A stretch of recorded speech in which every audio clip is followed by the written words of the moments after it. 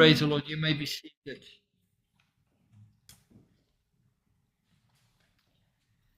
Now, I don't know if you've noticed it, but the songs were very much in line with the communion. And you could say that, well, Joe knew it is communion. But you don't always get the right words in songs to match up. And this is exactly what happened. When Gilbert pointed out the song that we were listening to, Joe had that song on his list. We were going to do that as well. So you can see how the line has been drawn through. So I want to speak to you very much in the same vein on this, a meal of power.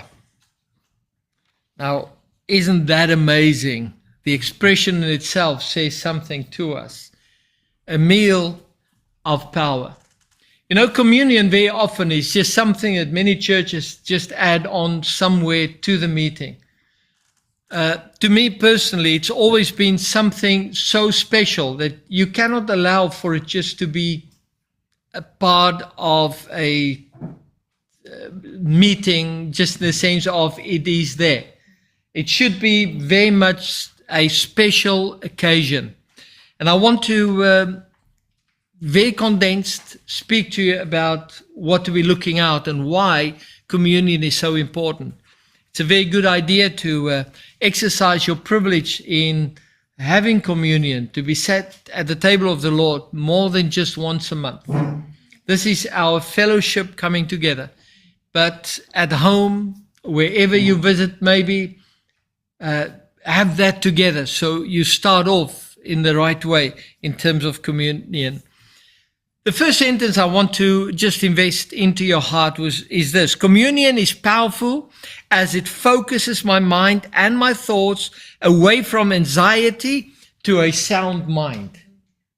You know, when I sit at the table and I listen to what is said about communion, it takes away anxiety and it brings to us peace.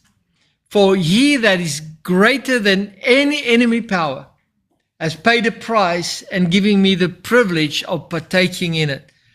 So why worry? The moment you allow anxiety and fretting and being anxious and those things to come your way, you are actually pushing away that peace that God wants to invest in you. So we need to be very careful what we allow our mind to wander on. We need to stand against it. The scripture that I would love to share with you is 2 Timothy 1 verse 7. 2 Timothy 1 verse 7 says, "For God has not given us a spirit of fear and timidity, but of power, love, and self-discipline." Some of the translations don't have the word timidity in it. We'll get it soon.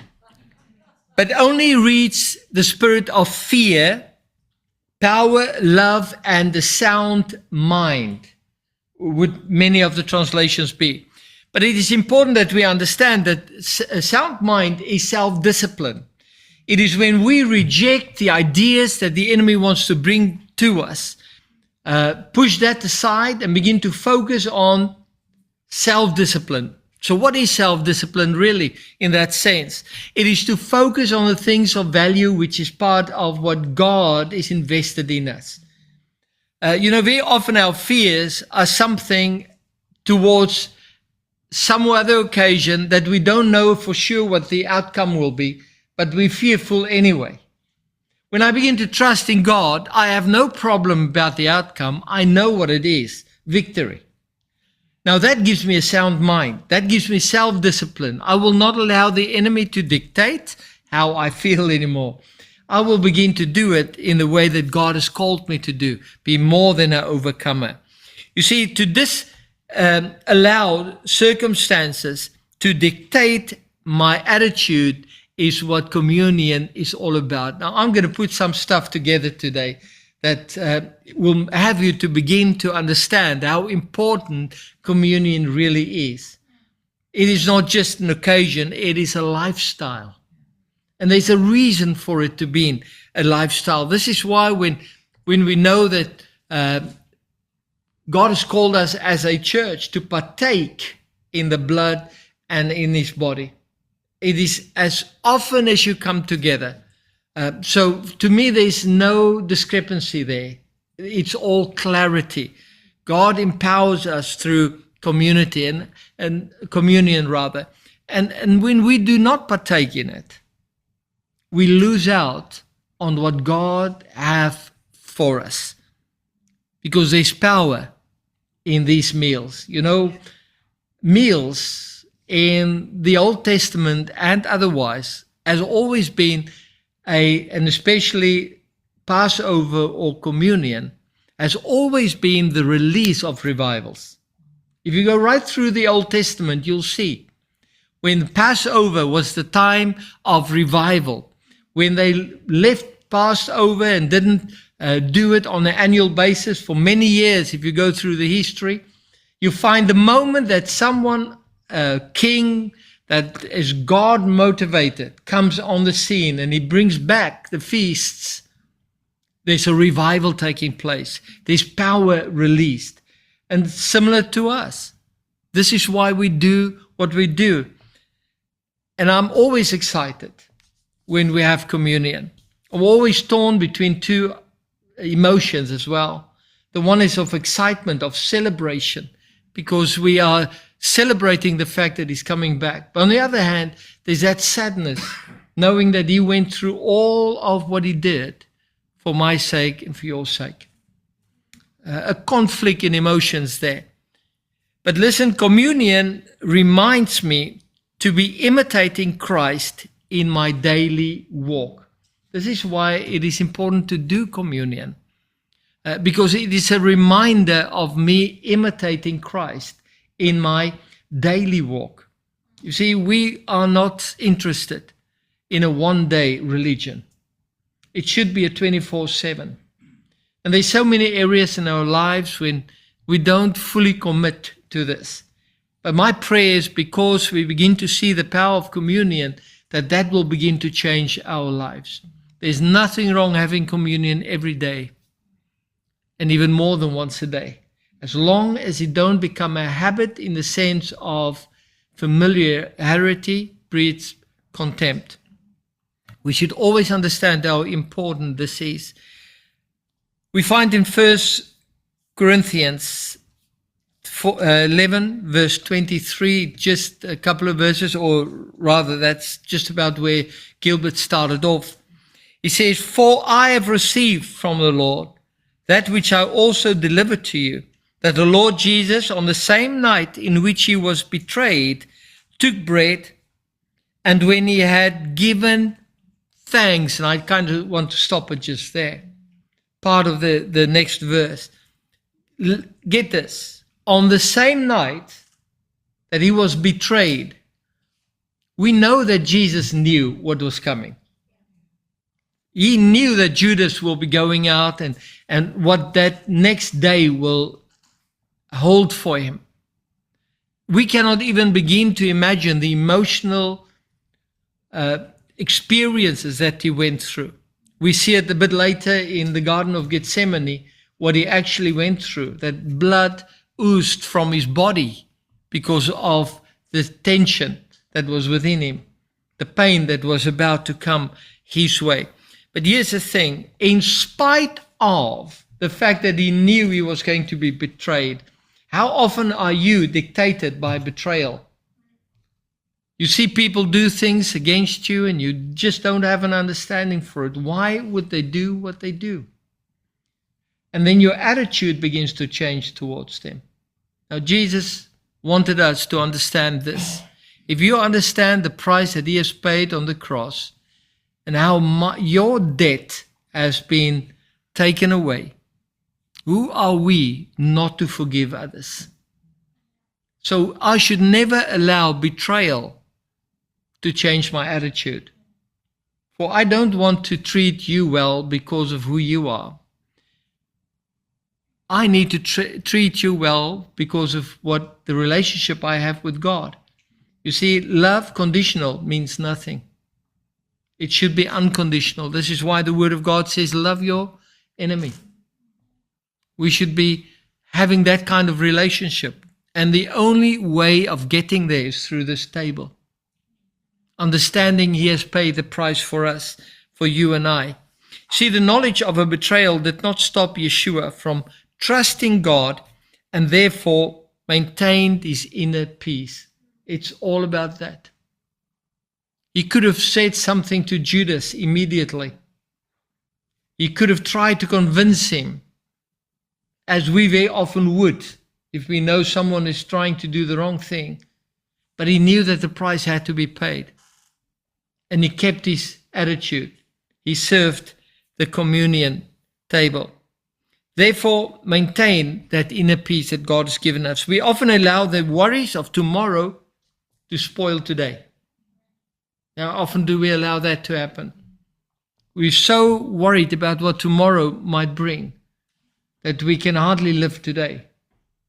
Now, all of us know that have had at some point that experience. Come Sunday and Monday, I've exam. And now I begin to worry about Monday's exam. And I can't seem to sleep because of the nervousness for whatever is coming my way. I'm allowing tomorrow's stuff to influence my now. And we should be careful about that, because that's the way the enemy wants to play you, to get you away from self-discipline, from a sound mind. But the power is in communion, in the Lord's table. There is power in the blood of Yeshua. And we need to not just say it. We need to begin to declare it, decree it, and then take ownership of it. Communion keeps the sacrifice of Yeshua fresh in my mind. So if I sit at the table, every time I sit at the table, it is fresh in my mind. It is not a ritual. It is a remembrance. Communion also reminds us of who we have become because of the cross. I live no more. He now lives in me. So if I retaliate, I have not died yet. And that's very often the clearest picture of where I am spiritually. When someone at church says something and I'm not too happy about it and I get uptight about it, well, time you lay down your life. We pray for people. You don't get angry at them. 1 Corinthians 11 verse 24 continues to say this. Take, eat, this is my body which is broken for you. Do this in remembrance of me. And that's the first point that we need to understand. Why communion? So that we can bring into remembrance. And the moment we do that, I know the price has been paid on my behalf. Partaking of the table of the Lord prepares us for revelation. Man, and to me that is a statement that could go over your head now. I want you to listen. Every time you focus on the price that has been paid for you, and your heart begins to turn in thankfulness, that's the moment when the Holy Spirit can bring a revelation to you. Because you come nearer to God. So communion, when I sit at the table, I expect that God is going to communicate with me. If you haven't got that kind of expectation, you need to get it. So every time I want to hear from the Lord, it's a good idea to sit down at the table. To say, Lord, here we are as a household. We need answers. But we want to sit at the table where you can communicate with us. You see, the power in the blood is there, but it needs our acknowledgement. It is like having power, a power plug in the wall. But unless you put equipment in it, it is of no value. You can have the best, whatever you have, electric. But if you don't plug it in, it's worthless. And this is exactly what communion does. It is the plug in the wall. So when we begin to focus on Him and Him only, God can begin to impart into us. You can receive revelation. Should I say that again? Partaking of the table of the Lord prepares us for revelation. You know, one thing I've learned, that God wants to reveal things to you. He's not holding anything back. But He cannot put it in a vessel that is not expectant. You see, I cannot fill a bottle that's closed up, that's got a lid on it. The lid needs to be removed. Communion very often does exactly that, and should always do it. Communion is removing the lid so that God can pour in, because then we come into a relationship with Him. Luke 24:30. He says, "Now it came to pass, as He sat at the table," and this is Jesus with those two fellows that He walked along the road with. He sat at the table with them, that He took bread, blessed and broke it, and gave it to them. Now this is interesting, because remember, they didn't recognize Him. They didn't know who it was. He shared some wonderful stuff with them as they were walking, and still they did not pick up on what was taking place. And then they invited Him to come eat with them. And the habit in that point in time was very much like communion, because they want to share fellowship amongst the believers. And now He comes and He makes this statement. He took the bread. Sounds familiar, eh? Just about 40 days earlier, He did exactly the same thing. He took the bread, blessed it, and broke it, and gave it to them. And then something happened in verse 31. Then their eyes were opened, and they knew Him, and He vanished from their sight. When did their revelation come? When they sat at the table, when the bread was broken, their revelation comes. So if you've got an expectancy like those two guys, allow the Lord to break the bread with you and say, Lord, here I am. Your eyes will begin to open for the things that God wants to reveal to you. This is something practical. It is not something out there. It is practical. Sit down at the table and say, Lord, I'm ready to receive. See how the power of communion is also communicated by Psalm 23. And I think that is important. So we've just had a quick look through, setting it in place, understanding that there's power in communion. And now we'll look at Psalm 23. Through the course of this last week and Monday with the prayer meeting, I shared some on Psalm 22. And the fact that Psalm 22 was a prophetic word of what Jesus was going to go through. Because you find there that they lot over His clothes and the piercing of Him, many of the things that He went through, the thirsting, all that in Psalm 22, indicating that was, and this is why Jesus said, write the very first verse in Psalm 22, my God, why have thou forsaken me? But the structure of that phrase is the beginning of Psalm 22. And the Jews, the Israelites, would have known exactly what he was quoting. With that, he confirmed that he is the Messiah. Isn't that amazing? Now, Psalm 23. The first point I want to highlight to you, and I'm just going to give you a couple of points that you might just make a note of. Communion is a covenant.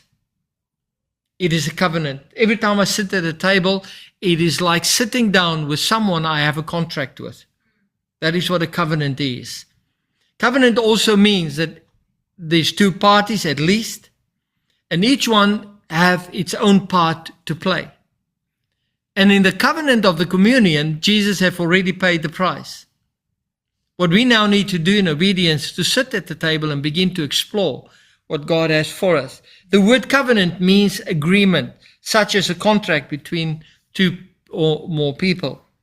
But 1 Corinthians 22 verse 25 says this.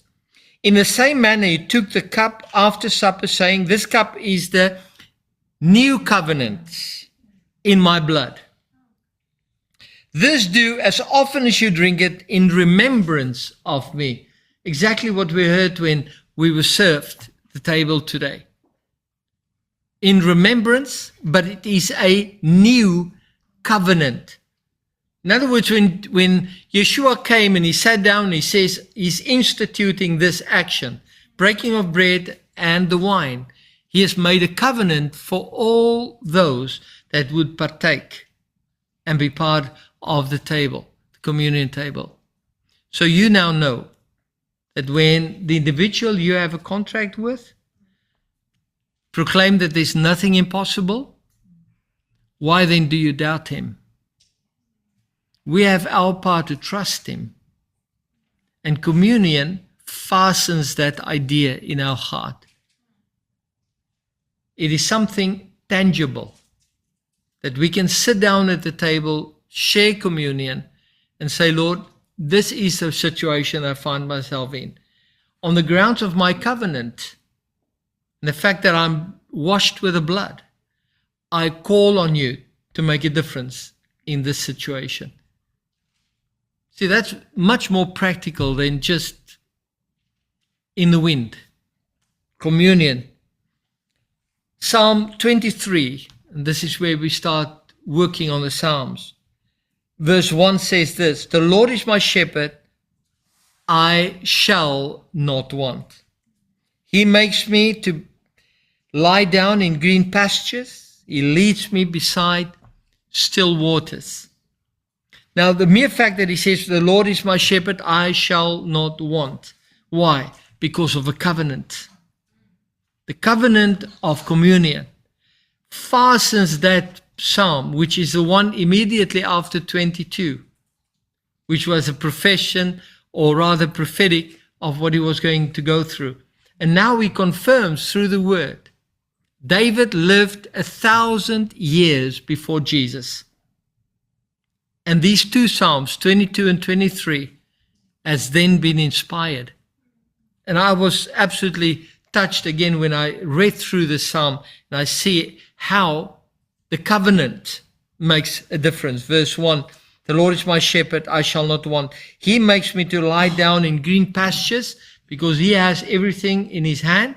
He gives me a place to roam where he leads me beside still waters. Not stormy waters, still waters. Now, the amazing thing about still waters is it is not static or standing water. It is flowing water. And you know that God works with flowing water because that's a symbol of the Holy Spirit.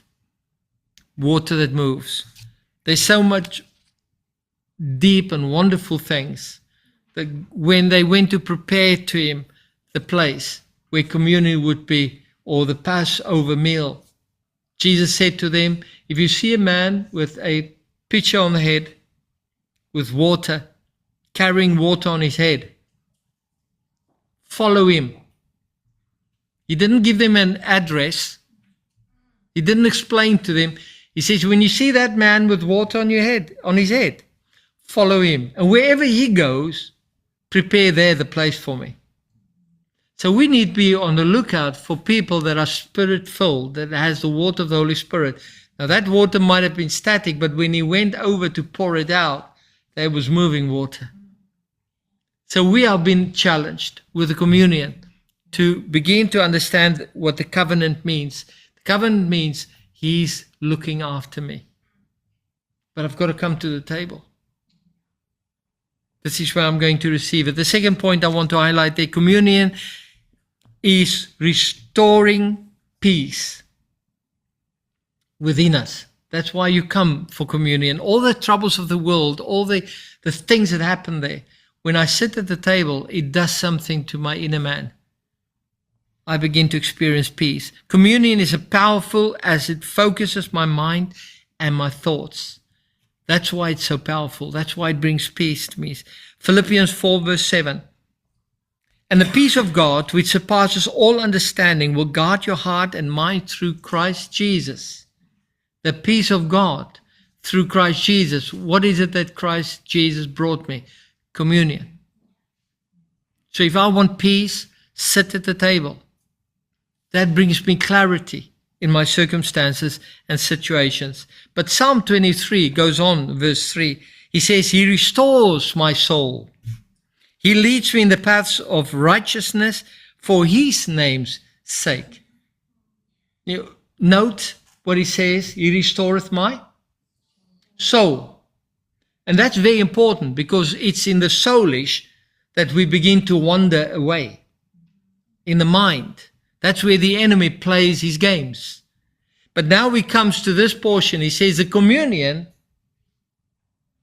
in terms of Psalm 23, restores my soul. So when I was all troubled, the moment I begin to sit at the table in my covenant with God, there comes a stillness into me. He restores my soul. And only when you have a proper, still soul can you determine direction. But then he he said further on, He leads me in the paths of righteousness. So the path is already there, the path of righteousness. But if my soul, my mind is not at rest, I will not find the path. So Psalm 23 speaks to me so deliberately about an opportunity to come to rest. And this is it.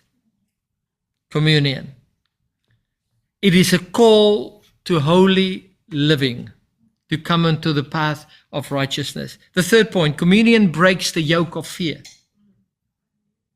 We live by what we believe will happen, not by what we can see. I want you to get that. Actually, that's not my sentence. I just came upon this in a different translation, and I thought this is great. It's the same verse in 2 Corinthians 5, verse 7. He says, For we walk by faith and not by sight. 2 Corinthians 5, 7. So the other translation says, we live by what we believe will happen. That is faith. Not by what we can see. So when I come to sit at the table, it breaks the yoke of fear, because I know God is able to do all things beyond what I can ask or dream. God can do. So that yoke comes off us. That fear comes off. So you are fearful, you know what you should do? Serve yourself communion. When the pressure comes, have your communion ready and say, Lord, I'm sat now in front of you, even on your own. And you say, Lord, I partake of this communion because we have a covenant. You're going to restore the peace in me, and fear will fall off me. See the process. There's power in the blood. And communion, table of the Lord, speaks of that to empower and strengthen you. Listen to what Psalm 23 verse 4 says. He says, Yea, though I walk through the valley of the shadow of death, I will fear no evil. You are with me, for we have a covenant. Your rod and your staff, they comfort me, because you will restore my peace. If I know that God's going to lead me out, then peace takes over in my life. You see, again, so important, communion. The next point is communion confirms my security in God, in the Lord. It reminds me that God is my provider, even when surrounded by trouble. Now, that is faith. Even though I can't see the light at the end of the tunnel, I know there is a light. For I live by faith and not by sight. But my security is not in my own ability, it's in the ability of the Lord. And every time I come sit at the table, I acknowledge that. I understand and realize that. So I want to spend time at the table of the Lord. Philippians 4:19. He says, and my God shall supply all your need according to his riches in glory by Christ Jesus. I wonder how often we read this verse and they not realize the implication or the impact of it. He says, and my God shall supply all your needs according to what?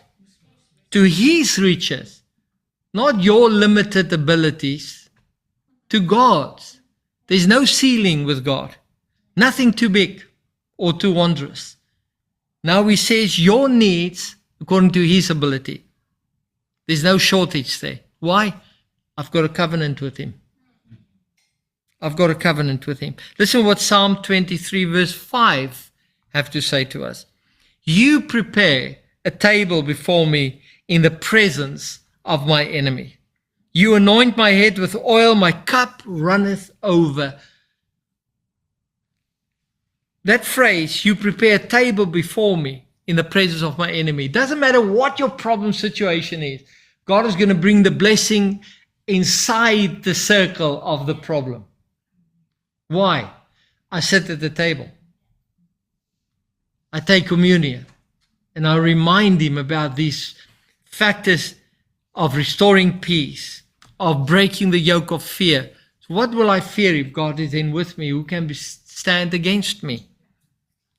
But my security is not in my own ability, but in God's. For he will supply in all my needs to his ability. Eh? Then the last point there. Communion is the blast of the shofar. Man, I love that one. Because the shofar was used to say something. It was an instrument to call the people in for a meeting. It was to announce victories. It was also a shout towards the enemy to tell them we are coming. When the sound of the trumpet vibrated, the spiritual began to vibrate. For God has given it as an instrument. And this is why we have the shofar in that sense. And our shofar certainly is also the communion table. For every time I sit down, I'm making an announcement into the spiritual, and it makes the enemy to shiver.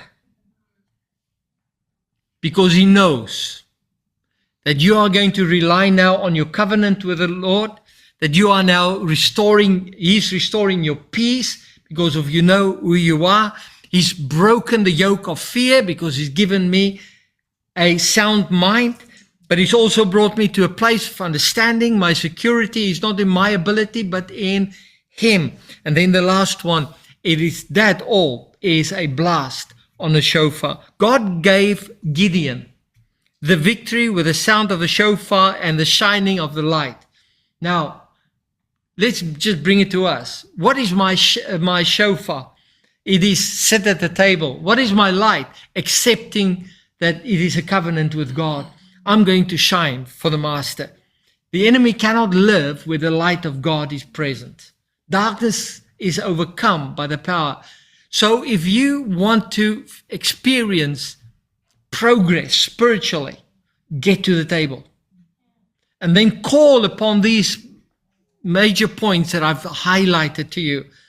It'll be good to read Psalm 23 every time you come sit at the table as encouragement. To say, Lord, here it is. Only 6 verses, but it speaks major stuff. It covers every base that God has intended.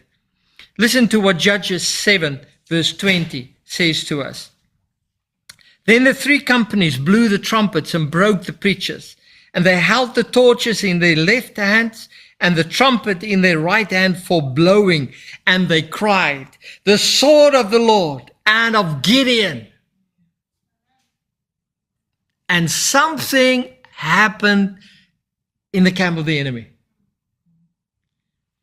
They were so stirred, they started running because they were covered on 3 sides, 100 soldiers each. There was just one opening. It is like when there's a bull rush. Everybody wants to get out through that one opening. You can imagine, and now the swords were out. And they were killing one another to get out from this 3-prong attack that Israel was having against them. The panic was of a situation that they could not think clearly. They would just run. And of course, all the noise.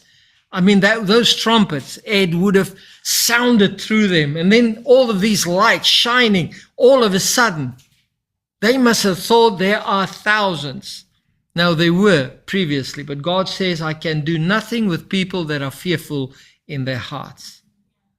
And they were sent away. Only 300. They sat at the table.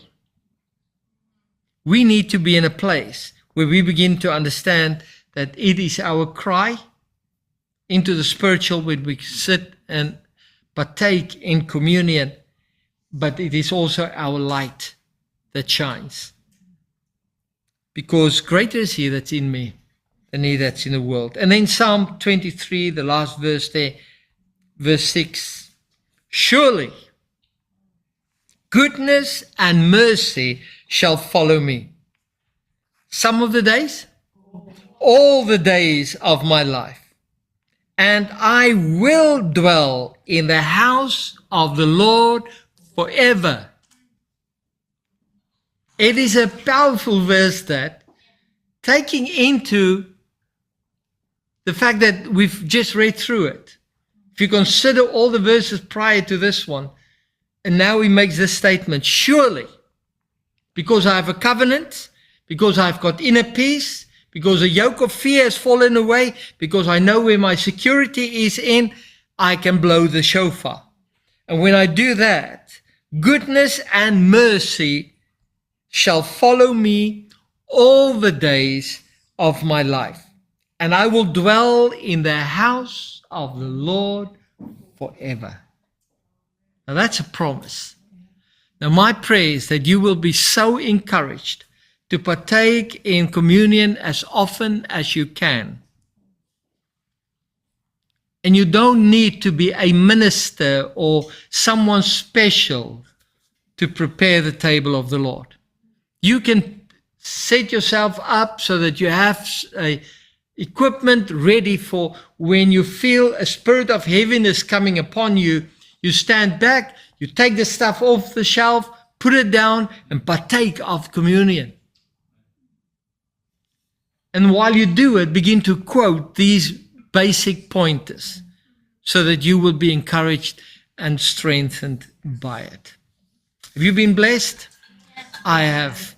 Let's bow our heads as we pray. Father, I pray that we will take note of what you've just given us. Jesus, in spite of the fact that he knew he was going to be betrayed, never lost his thankfulness. And Lord, because of that, we could look at Psalm 23. The Lord is my shepherd. He will not allow me to be led into a place that is not good for me. So I want to stay close to him. And Lord, one of the ways is the table of the Lord. So that I continue to be reminded of the price that's been paid and the covenant that I have. And in doing so, Lord, whatever the enemy wants to bring against me will have to depart because of the sound of the shofar. And every time that we do communion, Lord, it is a vibration into the spiritual that shakes the world of the demons. We've missed so much over years, not realizing the power. Now, Lord, I pray that as we hold on to this truth, the enemy will not be able to steal it away. We pray it in the wonderful name of our Lord and Savior, his name, Yeshua. Amen.